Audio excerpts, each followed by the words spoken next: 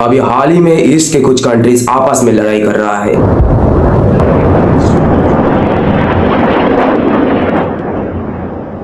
लेकिन इंडिया अभी भी इसमें अच्छे से इन्वॉल्व नहीं है। लेकिन फिर भी मान लेते हैं कोई देश अचानक से हमारे एक शहर में न्यूक्लियर बम गिरा देता है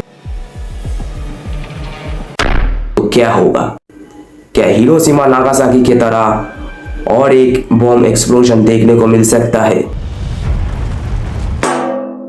क्या हम सब खत्म हो जाएंगे या हमारा एयर डिफेंस सिस्टम बचा लेगा?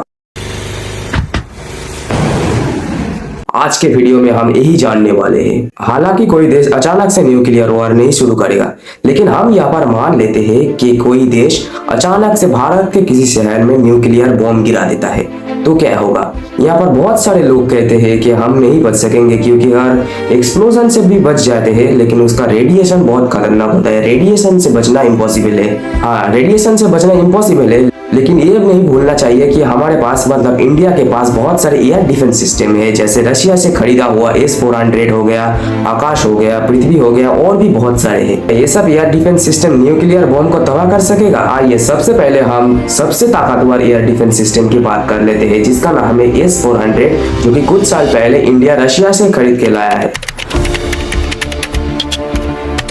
तो इसका रेंज है 400 किलोमीटर, जो कि बहुत ज्यादा होता है।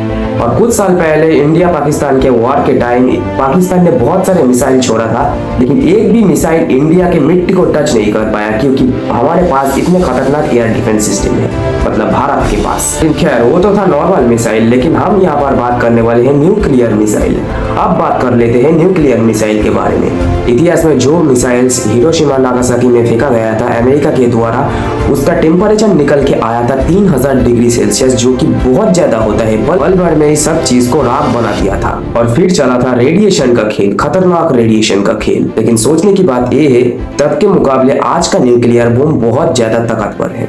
अब डायरेक्टली वर्सेस कर लेते हैं। कोई देश का बम आ रहा है भारत के ऊपर न्यूक्लियर मिसाइल के साथ। अगर वो 400 किलोमीटर के रेंज में होगा तो हमारा एयर डिफेंस सिस्टम आसानी से उसको डिस्ट्रॉय कर देगा। लेकिन अगर मान लो रेडार ब्लॉक करने वाला बम बनाया है, तब क्या होगा? तब हमारे एयर डिफेंस सिस्टम को बहुत सारे मुश्किल का सामना करना पड़ सकता है और बहुत सारे मिसाइल भी छोड़ सकता है।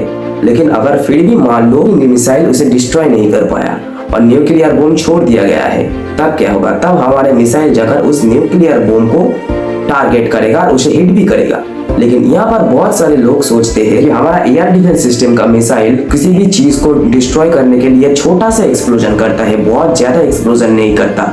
अगर इस केस में हिट करता है और एक्सप्लोजन करता है तो न्यूक्लियर बम का इंजन डैमेज कर सकता है, और न्यूक्लियर बम को एक्टिव करने के लिए एक स्पेसिफिक टेम्परेचर की जरूरत होता है, जो कि किसी भी बम को टकराने से नहीं फटता, क्योंकि हमारा एयर डिफेंस सिस्टम का मिसाइल उस न्यूक्लियर बम को हिट करेगा और उसका इंजन डैमेज कर देगा। लेकिन अभी भी थोड़ा सा खतरा है, क्योंकि अगर डिस्ट्रॉय हो जाता है तो वहां से छोटे छोटे रेडियो एक्टिव मेटल्स मिट्टी में गिर सकता है, जिससे थोड़ा बहुत खतरा अभी भी रह जाता है। लेकिन हमारा शहर बच सकता है और हम भी बच सकते हैं। तो एक फाइनल आंसर दिए तो हम न्यूक्लियर बम से बच सकते हैं, लेकिन कंप्लीट सेफ्टी के साथ नहीं।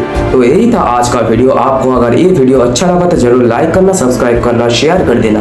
और हाँ, अगर कोई देश न्यूक्लियर बम फेंके तो उस देश का क्या होगा सोचिए।